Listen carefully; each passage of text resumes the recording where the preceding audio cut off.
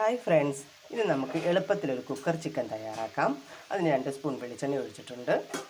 അതിനകത്തിലേക്ക് ഗ്രാമ്പൂ, പട്ട, ഒരു ഏലയ്ക്ക നമുക്ക് ഇട്ട് കൊടുക്കാം. ഇതിനകത്തിലേക്ക് നമുക്ക് 1 സ്പൂൺ ഇഞ്ചി വെളുത്തുള്ളി പേസ്റ്റ് ഇട്ട് കൊടുക്കാം.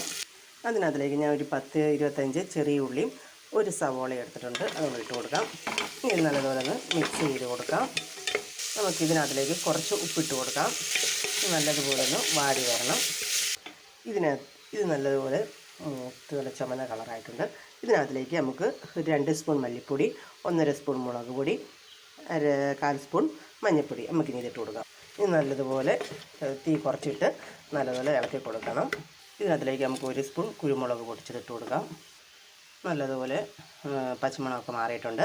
അതിനകത്തിലേക്ക് നമുക്കൊരു സവോള ഇട്ട് കൊടുക്കാം, ഒരു തക്കാളി ഇട്ട് കൊടുക്കാം.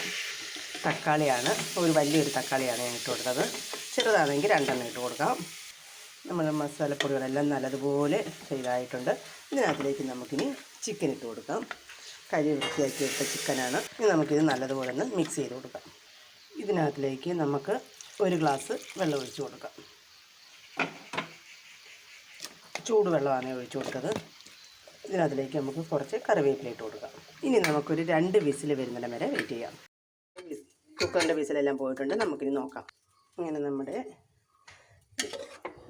ചിക്കൻ കറി ഇവിടെ റെഡി ആയിട്ടുണ്ട്. നമുക്കിനി ഇതിനകത്തിലേക്ക് കുറച്ച് കാര്യങ്ങളും കൂടെ ചേർക്കാനുണ്ട്. ഇതിനകത്തിലേക്ക് നമുക്ക് കുറച്ച് മല്ലിയില ഇട്ട് കൊടുക്കാം. ഒരു 1/4 സ്പൂൺ ഗരം മസാല ഇട്ട് കൊടുക്കാം. ഇത് നല്ലതുപോലെ ഒന്ന് മിക്സ് ചെയ്ത് കൊടുക്കണം. ഇതിനകത്തിലേക്ക് നമുക്ക് കുറച്ച് കറിവേപ്പിലയോടെ ഇട്ട് ഇളക്കിയെടുക്കാം.